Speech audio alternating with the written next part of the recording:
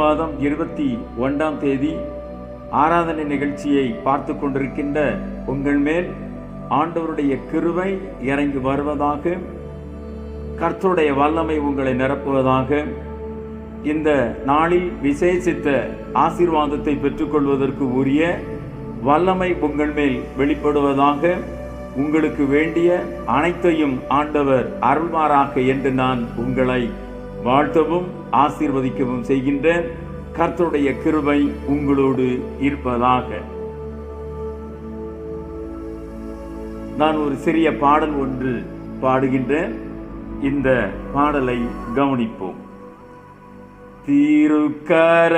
திருக்கரத்தால் தாங்கி என்னை திரு சித்தம் போல் நடத்திடுமே, குயவன் கையில் களிமண்ணான் அனுதினம் நீர் வரைந்திடுமே, குயவன் கையில் களிமண்ணான் அனுதினம் நீர் வரைந்திடுமே, வசனம் தியானிக்கையில் இதயமதில் ஆறுதலே, வசனம் தியானிக்கையில் இதயமதில் ஆறுதலே, காரிருளில் நடக்கையிலே தீபமாக வழி நடத்தும், காரிருளில் நடக்கையிலே தீபமாக வழி நடத்தும், திருக்கரத்தால் தாங்கி என்னை திரு சித்தம் போல் நடத்திடுமே, குயவன் கையில் களிமண்ணான் அனுதினம் நீர் வரைந்திடுமே, குயவன் கையில் களிமண்ணான் அனுதினம் நீர் வரைந்திடுமே, ஆழ்கடலில்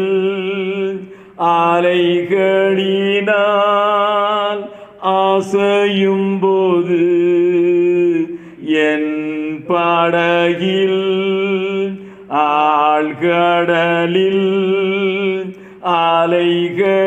அலைகளினால் அசையும் போது என் படகில் ஆத்ம நண்பர் இயேசு உண்டு,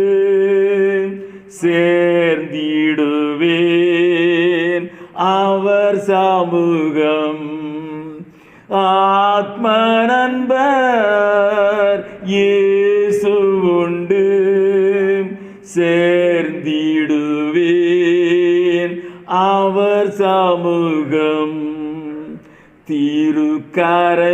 திருக்கரத்தால் தாங்கி என்னை திரு சித்தம் போல் நடத்திடுமே, குயவன் கையில் களிமண்ணான் அனுதினம் நீர் வரைந்திடுமே, குயவன் கையில் களிமண்ணான் அனுதினம் நீர் வரைந்திடுமே, அவர் நமக்காய் ஜீவன் தந்து அளித்தனரே, இந்த அவர் நமக்காய் ஜீவன் தந்து அளித்தனரே. இந்த மீட்பு கண்களினால் காண்கின்றேனே. இன்ப கானான் தேசமதை கண்களினால் காண்கின்றேனே. இன்ப கானான் தேசமதை திருக்கரத்தால் தாங்கி என்னை திரு சித்தம் போல் நடத்திடுமே. கோயாவான் கையில் களிமண்ணான் அனுதினம் நீர் வரைந்திடுமே. கோயாவான் கையில் களிமண்ணான் அனுதினம் நீர் வரைந்திடுமே. In the name of Jesus, எங்கள் பரலோக பிதாவே, நாங்கள் உம்மை ஸ்தோத்திரிக்கிறோம். இந்த காலை ஆராதனை நிகழ்ச்சியை பார்த்து கொண்டிருக்கின்ற ஒவ்வொரு மக்கள் மேலும் கர்த்தர் தம்முடைய மகிமையை விளங்க பண்ணும்படியாக மன்றாடுகிறேன். இன்றைக்கு இந்த காலை நேரத்தில் என் ஆண்டவராகிய நீர் உம்முடைய வார்த்தையை கொண்டு எங்களோட பேசுவீராக. உம்முடைய வார்த்தையில் இருந்து ஜீவன் வெளிப்படுவதாக. உம்முடைய வார்த்தையில் இருந்து வல்லமை வெளிப்படுவதாக. உம்முடைய வார்த்தையில் இருந்து அற்புதங்கள் நடப்பதாக. உம்முடைய வார்த்தையில் இருந்து வல்லமை வெளிப்படுவதாக. இன்றைக்கு ஒவ்வொரு மக்களையும் வார்த்தையை கொண்டு கடாட்சித்து ஆசீர்வதிக்க வேண்டும் என்று உம்மை பார்த்து நான் மன்றாடுகிறேன். தொடர்ந்து கர்த்தர் எங்களோடு பேசும். எங்களை உம்மண்டை அர்ப்பணம் செய்து விடுகின்றோம். இயேசு இரட்சகருடைய நாமத்தில் ஜெபம் கேளுமே நல்ல பிதாவே. ஆமென், ஆமென். ஹல்லேலூயா, ஹல்லேலூயா, ஹல்லேலூயா. கர்த்தர் நல்லவர். இன்றைக்கு காலை நேரத்தில் உங்களை சந்திப்பதிலே மிகுந்த மகிழ்ச்சி அடைகின்றேன். நாம் கடந்த திங்கட்கிழமையிலிருந்து 24 மணி நேர சங்கிலி ஜபம் 8 நாட்களுக்கு நடத்துவதாக சொல்லி அந்த ஜபங்கள் நடந்து வருகிறது. இந்த ஜபங்களை ஏறெடுக்கின்ற ஒவ்வொரு மக்களையும் நான் நினைத்து அவர்களை ஆசீர்வதிக்கின்றேன். இந்த ஜபங்களை ஏறெடுக்கின்ற உங்களுக்கு விசேஷித்த கிருபை உண்டாவதாக. இந்த ஜபத்துக்குள் இருக்கின்ற நோக்கத்தின்படி தேசத்திலே ஆண்டவர் எழுந்தருள்வாராக. தேசத்தில் பெரிய காரியங்களை கர்த்தர் செய்வாராக. இந்த ஜபங்களை ஏறெடுக்கின்ற உங்களுக்கு பணிந்த உள்ளத்தோடு என்னுடைய நன்றியை தெரிவித்துக் கொள்கின்றேன். தொடர்ந்து ஜெபத்திலே தரித்திருங்கள். கர்த்தர் ஒருபோதும் உங்களை கைவிடவே மாட்டார். ஆமென் சொல்வோமே. ஆமென், ஹல்லேலூயா. இந்த நாளிலும் கூட நம்முடைய கர்த்தராகிய தேவன் விரும்புகின்ற ஜெபத்தை குறித்து தான் உங்கள் மத்தியிலே பேசுவதற்கு வந்திருக்கின்றேன். கர்த்தராகிய தேவன் உங்களோடு கூட பேசுவாராக. ஆமென். நாம் அனைவருக்கும் தெரிந்த ஒரு வேத பகுதியை வாசித்து அதற்கு உள்ளே இருக்கின்ற சில உண்மை சத்தியங்களோடு கூட பேசுவதற்கு ஆண்டவர் அருள் செய்வாராக. 1 சாமுவேல் 1ஆம் அதிகாரம் 10-11 வசனங்களை நான் வாசிக்கின்றேன். அவள் போய் மனம் கசந்து மிகவும் அழுது கர்த்தரை நோக்கி விண்ணப்பம் பண்ணி, சேனைகளின் கர்த்தாவே, தேவரீர் உம்முடைய அடியாளின் சிறுமையை கண்ணோக்கி பார்த்து உம்முடைய அடியாளை மறவாமல் நினைத்தருளி உமது அடியாளுக்கு ஒரு ஆண் பிள்ளையை கொடுத்தால் அவன் உயிரோடு இருக்கும் சகல நாளும் நான் அவனை கர்த்தருக்கு ஒப்புக் கொடுப்பேன். அவன் தலையின் மேல் சவரகன் கத்தி படுவதில்லை என்று ஒரு பொருத்தனை பண்ணினாள். இந்த வசனம் கிறிஸ்தவ உலகத்திற்கு மிகவும் பழக்கப்பட்ட ஒரு வசனம். அனைத்து கிறிஸ்தவர்களும் இந்த வேதத்தின் பகுதியை நன்றாகவே அறிந்திருப்பார்கள். ஆயினும் இன்று உங்கள் மத்தியிலே இந்த வசனத்தின் வழியாக பேசுவதற்கு ஆண்டவருடைய அருள் வெளிப்படட்டும். ஆமென் சொல்லுவோம். இங்கே இந்த ஜெபத்தை யார் ஏறெடுத்தது என்று நமக்கு தெரியும். இது அன்னாளின் ஜெபம். நாம் முதல் வசனங்களை தொடர்ந்து படிக்கின்ற பொழுது எல்கானா என்கின்ற ஒரு மனிதனை அங்கே நாம் பார்க்கின்றோம். அவனுக்கு 2 மனைவிகள். ஒருத்தி பேர் அன்னாள், மற்றவள் பேர் பெனின்னாள். பெனின்னாளுக்கு பிள்ளைகள் இருந்தார்கள், அன்னாளுக்கோ பிள்ளை இல்லை. அருமையான பிள்ளைங்களே, இங்கேதான் பிரச்சனையே இருக்கிறது. பெனின்னாள் பிள்ளைகளை பெற்றாள்.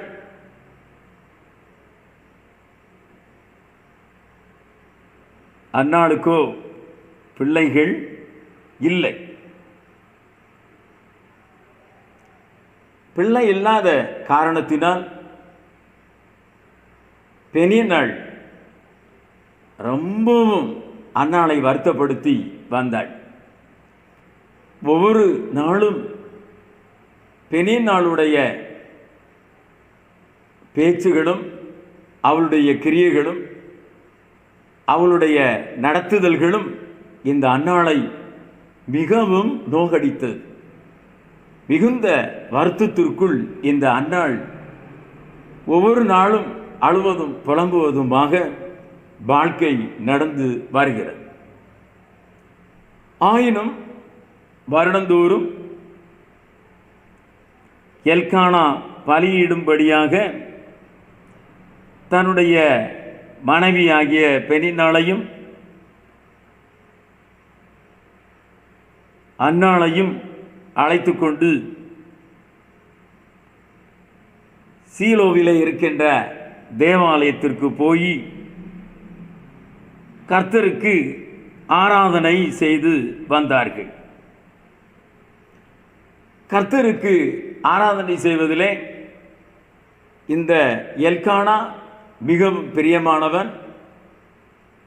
அதிலே அவன் எந்த குறைவும் வைத்ததில்லை.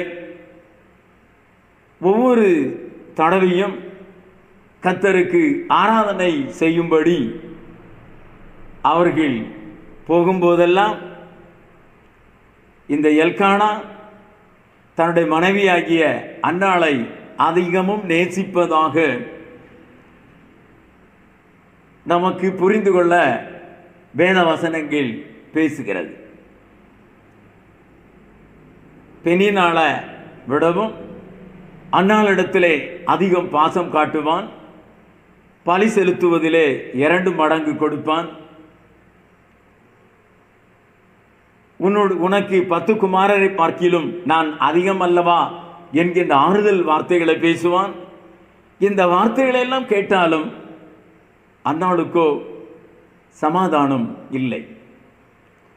அன்னாளுடைய நிந்தை அவமானத்தை அவளால் போக்கிக் கொள்ள முடியவில்லை. பலி செலுத்த போகின்ற அங்கே கூட இந்த பெனின்னாளுடைய கடினமான வார்த்தைகள்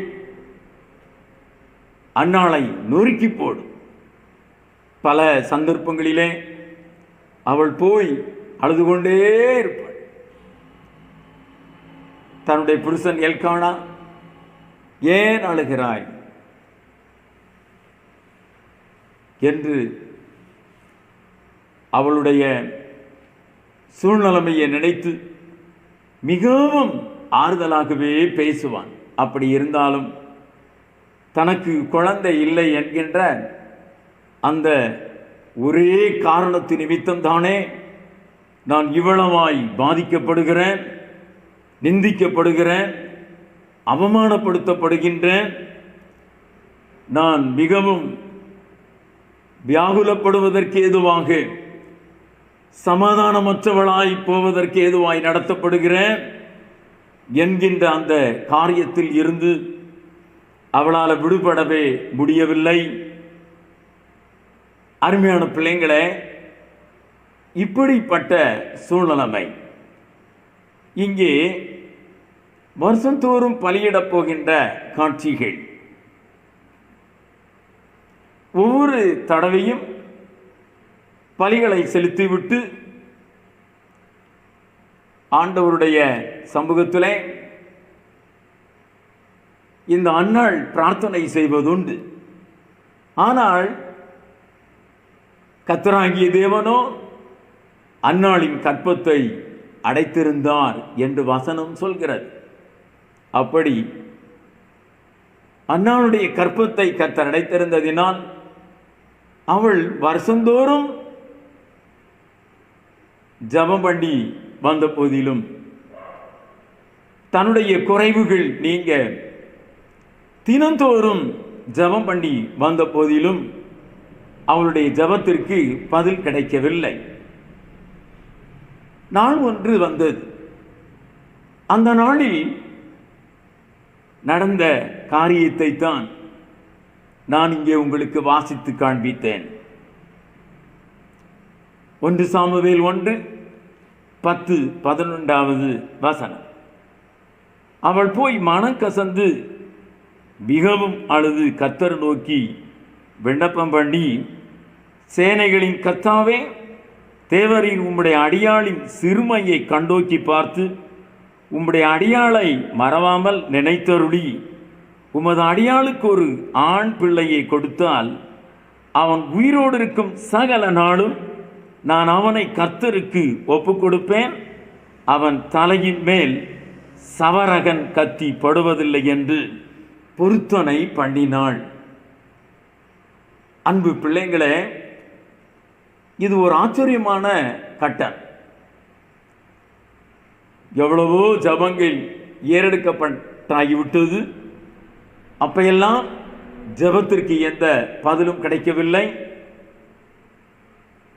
இப்பொழுது பண்ணுகிற ஜபத்திற்கு மிக பெரிய பதில் வருகிறது. இந்த ஜபத்தினுடைய அந்த தோற்றம் ஆச்சரியமான ஒரு தோற்றம்.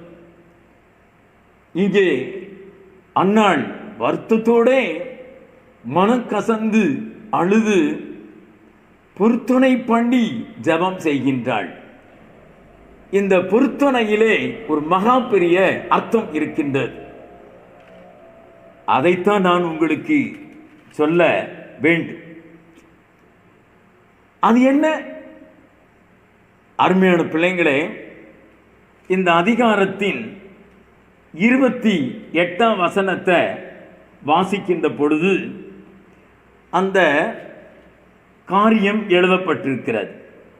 ஆகையால் அவள் கர்த்தருக்கென்று கேட்கப்பட்டபடியினால் அவன் உயிரோடு இருக்கும் சகல நாளும் அவனை கர்த்தருக்கே ஒப்பு கொடுக்கிறேன் என்றாள். அப்படி என்று எழுதப்பட்டிருக்கிறது. பார்த்தீங்களா?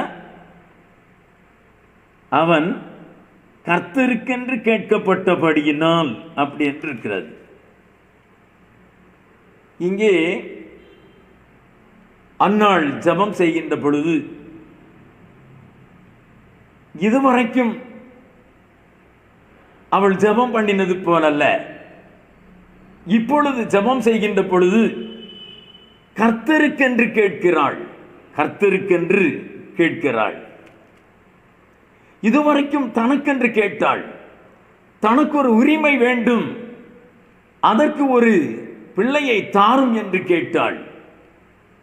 தன்னுடைய குடும்பத்திலே தனக்கு சுதந்திரம் வேண்டும் என்கின்ற அந்த உரிமையோடு கேட்டாள். ஆனா இப்ப எப்படி கேட்கிற பாருங்க, கர்த்தருக்கென்று கேட்கிறாள், கர்த்தருக்கென்று கேட்கிறாள். இதுதான் ஆச்சரியமான விஷயம். அன்பு பிள்ளைங்களே, அவளுடைய அந்த ஜெபம் அர்த்தமுள்ளதா இருந்தது.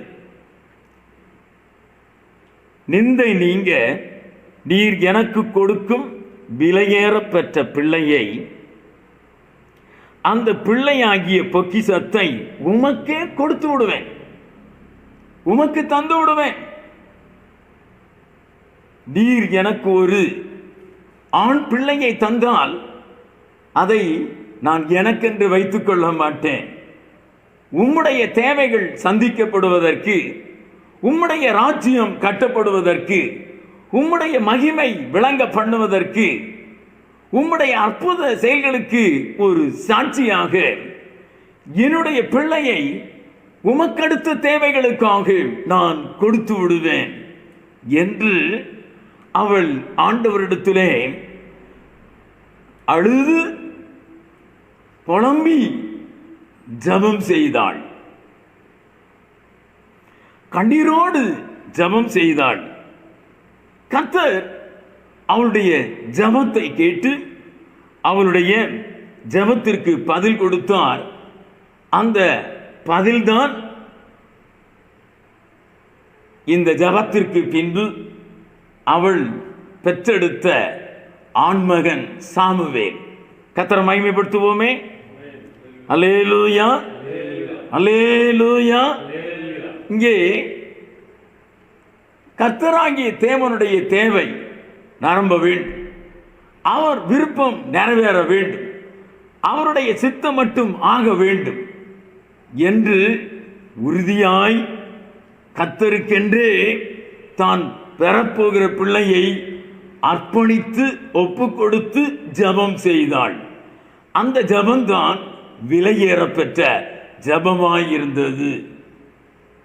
இந்த நாளில் இந்த வார்த்தையை கேட்டுக்கொண்டிருக்கின்ற அருமையான பிள்ளைங்களே, நீங்க கூட உங்களுடைய உரிமைக்காய் நிறைய ஜெபம் பண்ணுகிறீர்கள், உங்களுடைய நலனுக்காய் ஜெபம் பண்ணுகிறீர்கள்.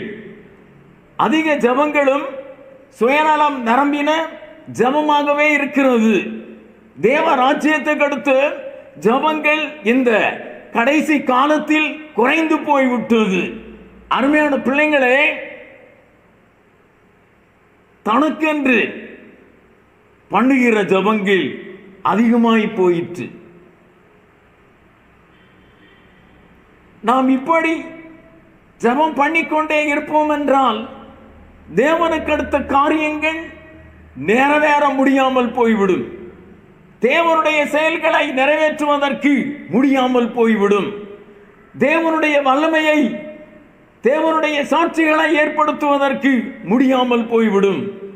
ஆகவே இன்றைக்கு இந்த காலை நேரத்தில் ஆண்டவருடைய வார்த்தையை கேட்டுக்கொண்டிருக்கின்ற அருமையான பிள்ளைங்களே, நாம் நம்முடைய ஜெபங்களை சற்று கொஞ்சம் மாற்றிக்கொண்டால் நலமாயிருக்கும். நம்முடைய ஜெபங்கள் தேவனுடைய தேவைகள் சந்திக்கப்படுவதற்கு ஏற்ற ஜெபங்களாயிருந்தால் அந்த ஜெபங்கள் நினைவு கூறப்படும். ஆமென், அல்லேலூயா. அந்த ஜெபங்கள் நினைத்து கொள்ளக்கூடும். ஆகவே இன்றைக்கு நாம் நம்முடைய வாழ்க்கையில் இதுவரை எப்படி ஜெபித்துக் கொண்டிருந்தோம், இதுவரை நம்முடைய ஜெபங்கள் நம்முடைய உரிமையை பாதுகாப்பதற்கும் நமக்கு ஏற்ற உயர்ந்த அனுபவங்களுக்கும் ஏற்றதாயிருந்ததோ, இன்றைக்கு கர்த்தர் நம்முடைய மத்தியில் வெளிப்பட்டிருக்கிறார். அவர் நம்மிடத்தில் பேசும்போது, என் காரியமாகும்படி நீ ஜெபம் பண்ணினால் அந்த ஜெபத்தை நான் கேட்பேன் என்று அவர் நமக்கு வாக்கு கொடுக்கிறார். என்னுடைய தேவைகள் சந்திக்கப்படுவதற்காய், என்னுடைய ராஜ்யம் கட்டப்படுவதற்காய் நீங்கள் பண்ணுகிற ஜெபங்கள் என்னுடைய சமூகத்தில் அங்கீகாரம் பெற்று அது வல்லமை உள்ளதாய் மாறும். அப்படிப்பட்ட ஜெபங்களுக்கு நான் பதில் கொடுத்து தேசத்தை கவனிப்பேன் என்று நம்முடைய கர்த்தர் நமக்கு வாக்கு கொடுக்கிறார். அல்லேலூயா, அல்லேலூயா, அல்லேலூயா. சாமுவேலின் காலத்திலே இஸ்ரவேலின் தேவனுடைய தேவைகள் சந்திக்கப்பட்டது. தேவனுடைய சமூகத்தில் வளர்ந்து சாமுவேல் கனி கொடுத்தான். இஸ்ரவேலை சரியாய் நியாயம் விசாரித்தான். அக்காலத்திலே ஊழல், லஞ்சம் இருந்ததில்லை. ஏலியின் பிள்ளைகளுடைய சீர்கேட்டினால் அணைந்து போன விளக்கை ஏற்றினான். இஸ்ரவேலை விட்டு கடந்து போன மகிமையை திரும்ப கொண்டு வந்தான். ஆமென் சொல்றீங்களா? தேவனின் தேவைகள் சந்திக்கப்பட ஒப்பு கொடுத்து ஜெபித்த அண்ணாளுடைய ஜெபத்தை ஆண்டவர் நினைத்தருளினார். ஆமென். இன்றைக்கு நாமும் கூட நம்முடைய கர்த்தராகிய தேவனுடைய விருப்பங்கள் நிறைவேற, அவருடைய தேவைகள் சந்திக்கப்பட, அவருக்கான அடுத்த காரியங்கள் தேசத்தில் நிறைவேறுவதற்கு பொறுப்பாய், கவனமாய், அழுகையோடு புலம்பலோடு பண்ணுகிற ஜெபங்களை கர்த்தர் நினைவு கூர்ந்து மகா பெரிய கிரியைகளை தேசத்திலும் ஊழியங்களிலும் நம்முடைய குடும்பங்களிலும் கர்த்தர் செய்வதற்கு அவர் விழிப்புள்ளவராயிருக்கிறார். ஆமென், அல்லேலூயா. ஆகவே இன்றைக்கு இந்த காலை நேரத்தில் அன்பான தேவ பிள்ளைகளே, நம்முடைய கர்த்தருடைய தேவையை அறிந்து ஜெபிக்கும் நீதான் தேசத்தினுடைய செழிப்பு, தேசத்தின் ஊற்று, தேசத்தின் பலன், தேசத்தின் உயிர், தேசத்தின் காவல்காரன், தேசத்தின் மழை, தேசத்தின் சமாதானம். அவருடைய தேவையை அறிந்து ஜெபம் பண்ணுகிற நீதான் கர்த்தருடைய பார்வையில் பெரியவன், கர்த்தருடைய பார்வையில் ராஜரீக மகிமை உள்ளவன், கர்த்தருடைய பார்வையில் விலையேற பெற்றவன், கர்த்தருடைய பார்வையிலே கர்த்தருக்கென்று வல்ல பெறும் காரியங்களை நடப்பிக்கிறவன். ஆகவே இன்றிலிருந்து நம்முடைய கர்த்தருடைய இதயத்தை அறிந்து, அவருடைய தேவையை அறிந்து, அவருடைய பாரத்தை அறிந்து, அவருடைய இருதயத்துக்கு ஒத்து போகின்ற காரியங்களை நன்றாக தெரிந்திருந்து ஜெபம் செய்வோம். அப்போது நம்முடைய ஜெபங்கள் வீணாய் போவதில்லை. நம்முடைய ஜெபங்களுக்கு மிகுந்த பலன் உண்டாகும். கர்த்தரை மகிமைப்படுத்துவோமே. அல்லேலூயா, அல்லேலூயா. கர்த்தருக்கு ஸ்தோத்திரம் உண்டாகட்டும்.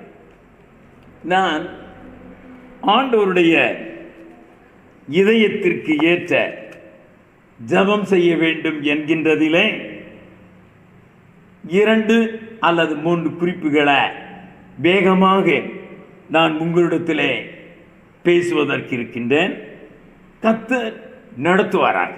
ஆமென், அல்லேலூயா, ஹல்லேலூயா.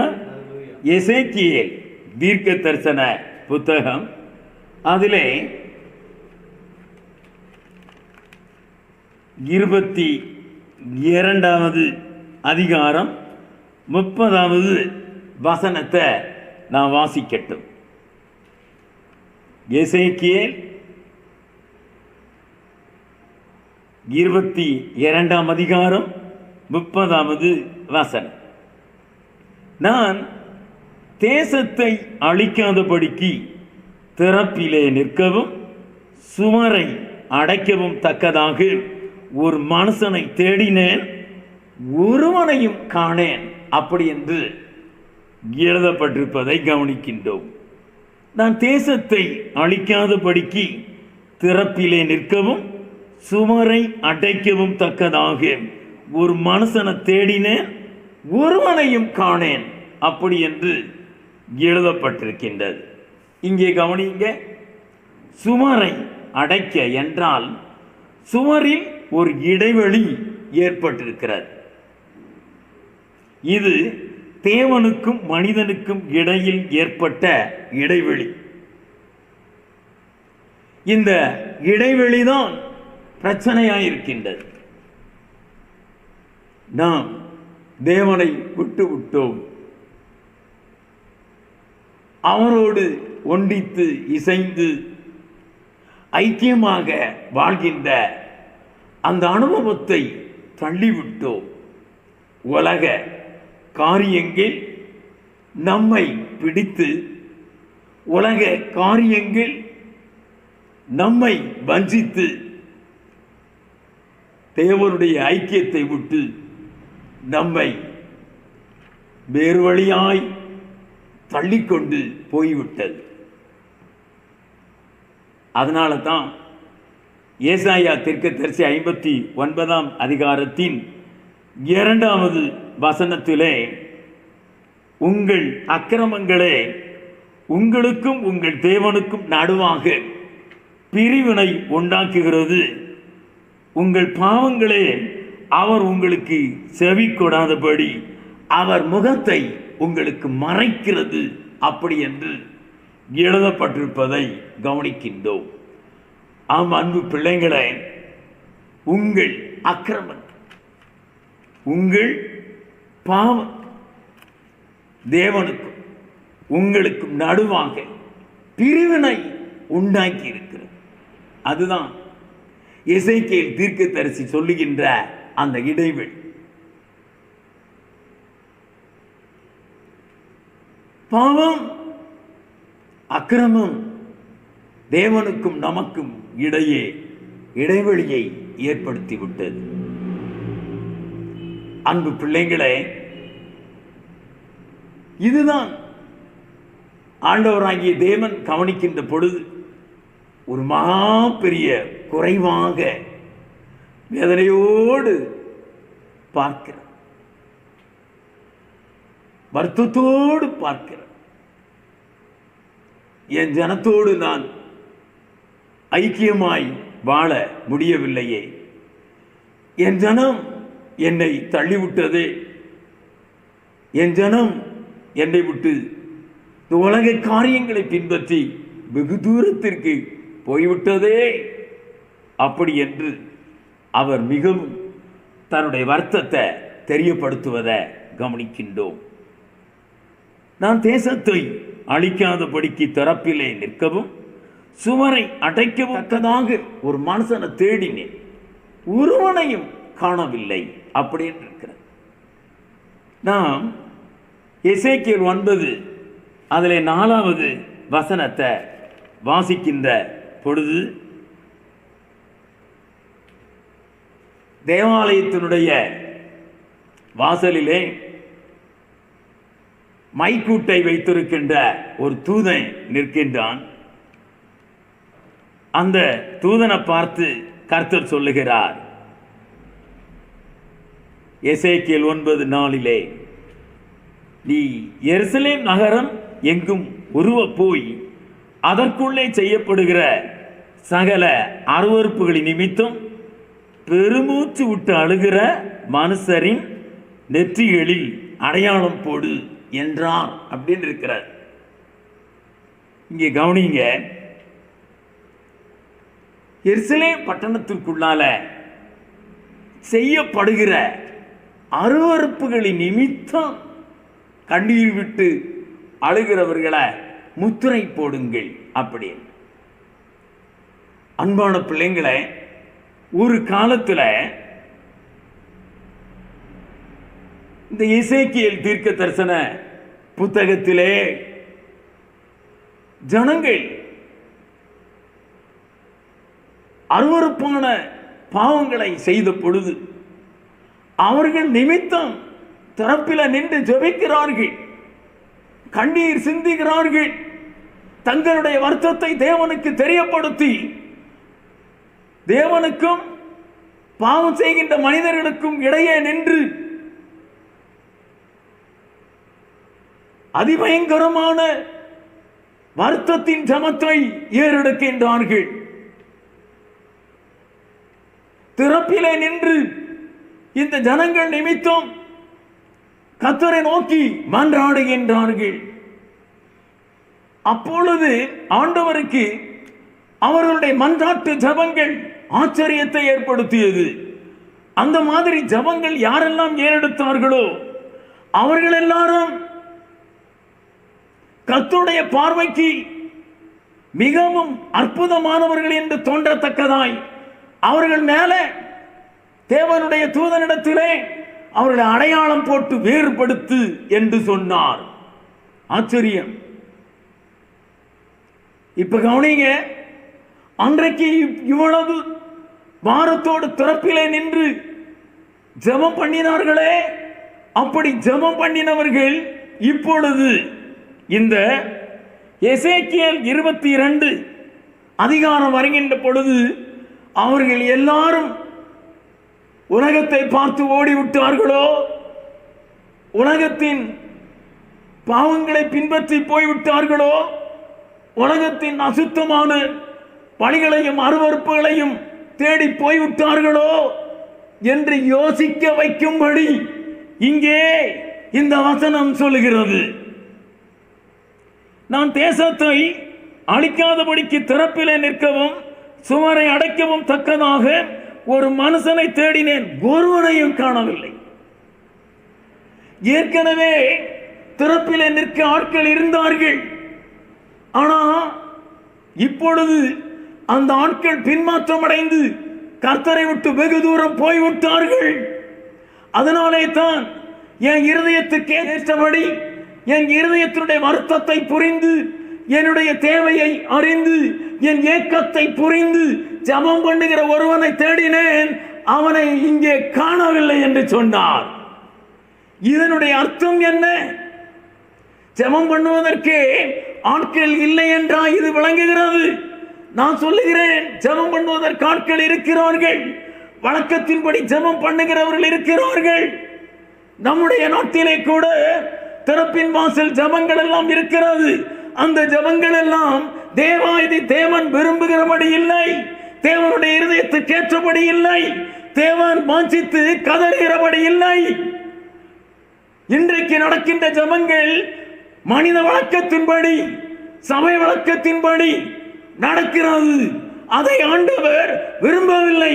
அதனாலதான் என் இருதயத்துக்கு ஏற்றபடி என்னுடைய வருத்தத்தை அறிந்து என்னுடைய ஏக்கத்தையும் என்னுடைய உணர்வுகளையும் புரிந்து ஜெபம் பண்ணக்கூடியவர்கள் தேசத்தில் இருக்கிறார்களோ அவர்களை தான் காண முடியவில்லை என்று இங்கே கதறுகிறார். ஆகவே இன்று இந்த காலை நேரம் இந்த வார்த்தையை கேட்டுக்கொண்டிருக்கின்ற அருமையான பிள்ளைகளை, நீங்க இப்போது கர்த்தருடைய இருதயத்தை புரிந்து அவருடைய ஏக்கத்தை புரிந்து அவருடைய இருதயத்தினுடைய உள்பக்கத்தில் இருக்கின்ற அந்த சித்தத்தை புரிந்து இந்த நாள் முதல் கொண்டு உணர்த்தப்பட்டு உணர்வடைந்து அவர் விரும்புகிறபடி ஜெபம் செய்வதற்காய் உங்களை நீங்கள் அர்ப்பணம் செய்ய வேண்டும், ஒப்புக் கொடுக்க வேண்டும். அப்படி நீங்கள் ஒப்புக் கொடுத்து அவருடைய இருதயத்தின் ஏக்கத்தின்படி அவருடைய இருதய கதறுதலின்படி அவர் எதிர்பார்க்கிறதின்படி நீங்கள் ஜெபம் பண்ணுவீர்கள் என்றால் அந்த ஜெபம் தான் எழுப்புதல் ஜெபம், அந்த ஜெபம் தான் திறப்பின் வாசல் ஜெபம், அந்த ஜெபம் தான் பாவத்திலே வாழ்கிறவர்கள் ஆக்கினை தீர்ப்பு அடையாதபடி தடுத்து நிறுத்துகிற ஜெபம். பாவத்திலே வாழ்கிறவர்கள் கர்த்தராகிய இயேசுவண்டை வருவதற்கு அவர்களுடைய உள்ளத்தை உடைத்து நொறுக்குகிற ஜெபம். இப்படிப்பட்ட ஜெபங்களை ஏறெடுக்க வாருங்கள் என்று இன்றைக்கு காலை நேரத்தில் நம்முடைய கர்த்தராகிய தேவன் அழைக்கிறார். ஆமென் சொல்வோமே. அல்லேலூயா. 2 நாளாகமம் 7ஆம் அதிகாரம் 14வது வசனத்தை வாசித்தீங்கன்னு சொன்னா, என் நாமம் தரிக்கப்பட்ட என் ஜனங்கள் தங்களை தாழ்த்தி ஜெபம் பண்ணி என் முகத்தை தேடி தங்கள் பொல்லாத வழிகளை விட்டு விலகி எனக்கு பிரியமானபடி ஜெபம் செய்வார்கள் என்றால் அவர்களுடைய ஜெபத்தினாலே தேசத்திற்கு சேமத்தை தருவேன் அப்படி என்று அந்த வசனம் நமக்கு சொல்கிறது. இன்றைக்கு அன்பான பிள்ளைங்களை, இப்படி ஜெபிக்கிறவர்கள் தங்கள் பொல்லாத வழிகளை விட்டு அதற்காய் வருத்தப்பட்டு பாரமடைந்து ஜெபம் செய்கிறவர்கள், நம்மை விட்டு எதுதான் தேவனிடத்தில் இருந்து பிரித்து விட்டது என்பதை கண்டுபிடித்து அந்த காரியத்தை உணர்ந்து அந்த காரியத்திலே மனம் உடைந்து பண்ணுகிற ஜெபம், அதுதான் தேசத்திற்கு சேமத்தை சேர்க்கிற ஜெபம். ஆமென் சொல்றீங்களா? அல்லேலூயா, அல்லேலூயா. யோனா தீர்க்கதரிசியினுடைய புத்தகம் 3ஆம் அதிகாரத்திலே 5 to 10 வரை வசனங்களை நாம் வாசித்து பார்த்தோம் என்றால், அங்கே யோனா தீர்க்கதரிசி நினிவே பட்டணத்திற்கு பிரசங்கம் செய்கின்றான். இன்னும் 40 நாட்கள் நினிவே பட்டணம் கவிழ்க்கப்பட்டு போகும், இன்னும் 40 நாட்கள் நினிவே பட்டணம் கவிழ்க்கப்பட்டு போகும். அப்படி என்றே அவன் தேவன் சொன்ன வார்த்தையை பேசினான். இந்த வார்த்தையை கேட்ட நினிவே பட்டணத்து மக்கள் எல்லாரும் என்ன செய்தார்கள் தெரியுமா? அவர்கள் தேவனிடத்திலே விசுவாசம் வைத்து தங்களுடைய அக்கிரமங்களை நினைத்து தங்களுடைய பாவங்களை நினைத்து அவர்கள் மனமுடைந்து தங்களை சிறுமைப்படுத்தி ரெட்டுடுத்தி சாம்பலிலே உட்கார்ந்தார்கள். இதை ராஜா கேள்விப்படுகிறான். இந்த யோனாவின் பிரசங்கத்தை கேட்டு ஜனங்கள் எல்லாம் தேவனிடத்தில் விசுவாசம் வைத்து அவர்கள் உபவாசம் இருக்கிறார்கள், ரெட்டுடுத்தி தங்களை தாழ்த்தி சாம்பலிலே இருக்கிறார்கள் என்பதை ராஜா கேள்விப்பட்டான். உடனே ராஜா என்ன செய்தான் பாருங்க, அவன் தன்னுடைய சிங்காசனத்தை விட்டு இறங்கினான், தன்னுடைய வஸ்திரத்தை ராஜ வஸ்திரத்தை கழற்றி போட்டான். அதோடு கூட நின்று விடவில்லை. அவன் சாம்பலை போட்டுக்கொண்டு ரெட்டுடுத்தி கொண்டு ஜனங்களிடத்தில் இப்பொழுது பேசுகிறான். நம்முடைய தேசத்திலே எல்லாரும்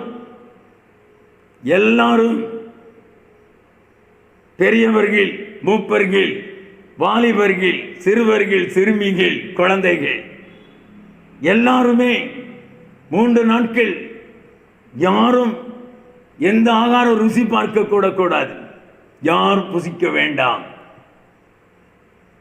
மிருக ஜீவன்கள் ஒன்றும் புசிக்க வேண்டாம். எல்லாரையும் உபவாசத்திற்குள்ளே நடத்த வேண்டும். அதோடு முடிந்ததா? இல்லை. அவர்களுடைய பொல்லாத வழியை விட்டு திரும்புங்கள், அவர்களுடைய கையின் கொடுமையை விட்டு திரும்புங்கள். ஒருவேளை நம்முடைய தேவன் மனமிறங்கி நம்ம மேல மனசு உருகி அவர் மனஸ்தாபப்பட்டு நம்முடைய அக்கிரமங்களை மன்னித்து நம்முடைய பாவங்களை மன்னித்து நமக்கு வர இருக்கின்ற பெரும் தீங்குக்கு தப்புவிப்பார் அப்படி சொன்னான். ராஜா இப்படி அறிவித்து விட்டான்.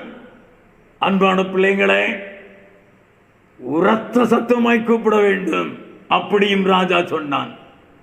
ஜனங்கள் அப்படியே கேட்டார்கள், ஜனங்கள் அப்படியே கீழ்ப்படிந்தார்கள், தங்களுடைய பாவத்தை அறிக்கையிட்டார்கள், பொல்லாத வழிகளை விட்டு திரும்பினார்கள், தங்களுடைய கைகளின் கொடுமையை விட்டு திரும்பினார்கள். அவர்கள் திரும்பிவிட்டார்கள் என்று நம்முடைய கர்த்தராகிய தேவன் கண்டு அதை பார்த்து அந்த ஜனத்தின் மேல் வர இருந்த தீங்கிற்கு மனஸ்தாபப்பட்டு அவர்களை தீங்குக்கு உட்படாமல் அவர்களுக்கு சொல்லி இருந்த அழிவில் இருந்து அவர்களை விடுவித்தார். ஸ்தோத்திரம் பண்ணுவோமே. ஹல்லேலூயா. இதுதான் திறப்பிலே நின்று பண்ணுகிற ஜெபம். இந்த ஜெபம் எவ்வளவு பெரிய வேலையை செய்தது பார்த்தீங்களா? எவ்வளவு பெரிய மகிமையான காரியத்தை செய்தது, எவ்வளவு பெரிய அற்புதமான செயலை நடப்பித்தது. அவர்கள் உண்மையாய் தங்களை ஒப்பு கொடுத்து பாவ மீறுதல்களுக்காக வருத்தப்பட்டு ஜெபம் செய்தார்கள், மனம் உடைந்து ஜெபித்தார்கள், மாற்றம் வந்தது. இப்போது நாம் எவ்வளவோ ஆண்டவருடைய வார்த்தையை கேட்டுக்கொண்டிருக்கிறோமே, கர்த்தருடைய எச்சரிப்பின் சத்தத்தை கேட்டுக்கொண்டிருக்கிறோமே. இந்த சத்தங்களை நாம் கேட்ட பின்பும் இன்னும் மாற்றம் வரவில்லையே. அதனால தானே நம்முடைய நாட்டிலே அநேக சீர்கேடுகள் வளர்ந்து போய்கொண்டே இருக்கிறது. கர்த்தர் பேசுகிற வார்த்தையை கேட்டும் அதை அவமதித்து அதை ஏற்றுக்கொள்ளாமல் இருப்பதினால் தானே நம்முடைய பிரச்சனைகள் இன்னும் பெரிதாய் போய்கொண்டே இருக்கிறது. ஆகவே இன்றைக்கு இந்த காலை நேரத்தில் அன்பான பிள்ளைகளே, நீங்கள் ஆண்டவரிடத்தில் இருந்து கேட்கின்ற அந்த வசனத்தை நன்றாகவே புரிந்து அதற்கு நான் என்ன செய்ய வேண்டும் என்ற கேள்விக்குறியோடு கூட உங்களை கர்த்தருக்கு ஒப்புக் கொடுக்க கூடும் என்றால், அர்ப்பணிக்க கூடும் என்றால், நிச்சயமாகவே கர்த்தர் உங்களுடைய ஜெபத்து நிமித்தமும் உங்களுடைய அற்புதத்து நிமித்தமும் நம்முடைய தேசத்தில் மகா பெரிய எழுப்புதலை கொண்டு வருவார். இந்த கடைசி காலத்திலே நாம் போராடி வேதனைப்பட்டுக் கொண்டிருக்கின்ற அநேக காரியத்தில் இருந்து கர்த்தர் நம்மை தப்புவிப்பார். அல்லேலூயா சொல்வோமே. ஹல்லேலூயா. ஆகவே இன்று இந்த காலை நேரத்தில் நம்மை குறித்து நன்றாகவே புரிந்து நம்மை இன்றைக்கு கர்த்தருக்கு அர்ப்பணம் செஞ்சு விடுவோம். அவர் செய்கிற காரியம் பயங்கரமா இருக்கும். ஆமென் சொல்வோமே. ஹல்லேலூயா, ஹல்லேலூயா, ஹல்லேலூயா. கர்த்தருக்கு ஸ்தோத்திரம் உண்டாவதாக. இரண்டாவதாக ஒரு காரியத்தை நான் உங்களுக்கு சொல்லட்டும். கொலோசையர் 4ஆம் அதிகாரத்திலே 12வது வசனம். கொலோசையர் 4:12 வசனம்.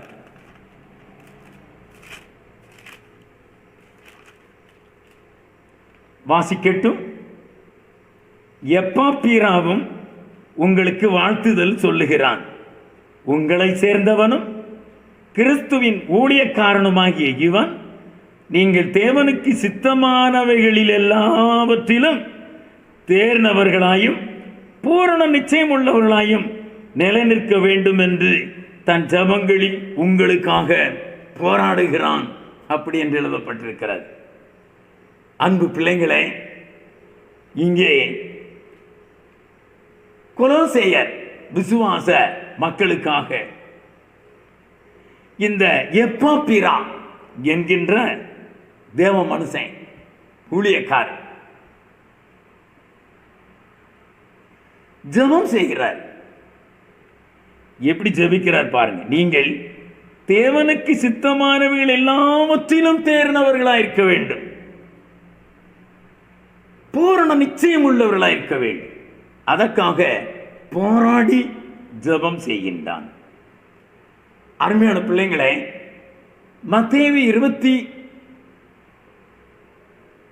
27ஆம் அதிகாரம் 21ஆம் வசனத்தை வாசித்து பார்த்தீங்கன்னு சொன்னா,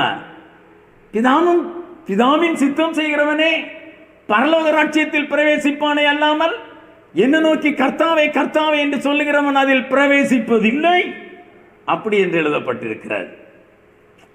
இப்போ எப்பாப்பிரா தேவ மனுஷன் ஊழியக்காரனுடைய ஜெபத்தை பாருங்க. தேவ சித்தம் செய்யாம ஒருத்தனும் தேவ ராஜ்யம் வருவதில்லை, பரலோக ராஜ்யம் வருவதில்லை, கர்த்தராகிய தேவன் இருக்கின்ற இடத்திற்கு வருவதில்லை. ஆகவே தேவ சித்தம் செய்ய வேண்டும். இங்க எப்பாப்பிரா எப்படி ஜெபம் பண்ற பாருங்க. நீங்கள் தேவனுக்கு சித்தமானவர்கள் எல்லாவற்றிலும் தேர்ந்தவர்களாக இருக்க வேண்டும், பூரண நிச்சயம் உள்ளவர்களாக இருக்க வேண்டும். பாருங்க, எப்பாப்பிரா தேவ மனுஷனுடைய ஜெபம் தேவனுடைய இருதயத்துக்கு ஏற்றதா இருக்கிறது, தேவனுடைய விருப்பத்துக்கு ஏற்றதா இருக்கிறது, தேவனுடைய ஏக்கத்திற்கு ஏற்றதா இருக்கிறது. ஒருவன் எப்படி ஜெபம் பண்ண வேண்டும் என்று தேவன் எதிர்பார்க்கிறாரோ அதற்கு ஏற்ற விதமாக இருக்கிறது. ஆகவே இந்த காலை நேரத்தில் அன்பான பிள்ளைகளாகிய நாம் ஒவ்வொருவரும் இந்த எப்பாப்பிரா தேவ மனுஷன் ஜெபம் பண்றது போல ஜெபத்துல போராடணும். ஸ்தோத்திரம் பண்றீங்களா? அல்லேலூயா, அல்லேலூயா, அல்லேலூயா. ஜெபத்துல போராடணும். இதெல்லாம் தேவனுக்கு சித்தமானது. அன்பு பிள்ளைங்களே, அதெல்லாம் இந்த ஜனங்களுக்குள் வரணும், ஜனங்க அந்த காரியத்தில் தேரணும் அப்படின்னு சொல்லி எப்பாப்பிரா ஜெபம் செய்தான். விசுவாசத்திலே தேர்ந்தவர்களாக இருக்க வேண்டும், பரிசுத்தத்தில் தேர்ந்தவர்களாக இருக்க வேண்டும், அன்பில தேர்ந்தவர்களாக இருக்க வேண்டும், கனி கொடுப்பதில் தேர்ந்தவர்களாக இருக்க வேண்டும், நற்கிரியையிலே தேர்ந்தவர்களாக இருக்க வேண்டும், ஊழியத்தில் தேர்ந்தவர்களாக இருக்க வேண்டும். இப்படி இயேசு கிறிஸ்துவின் வருகையில் எடுத்துக்கொள்ளப்படுவோம் என்கின்ற பூரண நிச்சயம் உள்ளவர்களாகும்படி அவர்களுக்காக போராடி ஜெபம் செய்தான். அன்பு பிள்ளைங்களே, நாமும் கூட இந்த கடைசி காலத்தில் தேவனுடைய இருதயத்திற்கு ஏற்ற மாதிரி ஜெபம் செய்வோம்.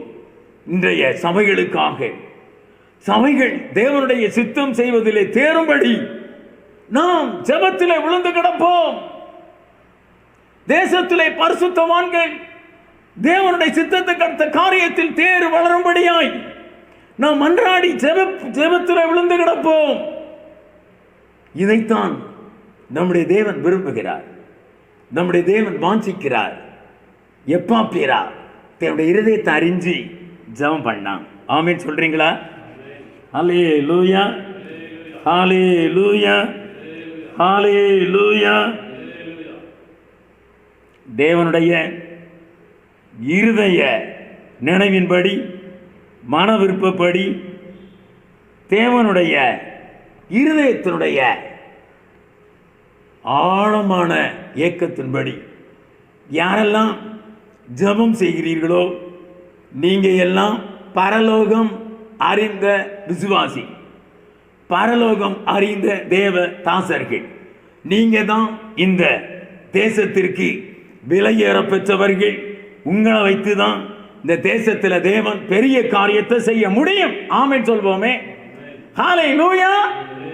ஆகவே இன்றிலிருந்து அருமையான பிள்ளைங்களே, நாம் தேவனுடைய தீர்மானத்தையும் அவருடைய சித்தத்தையும் அறிந்து ஜெபம் செய்வதற்கு நம்மை பக்குவப்படுத்திக் கொள்வோம்.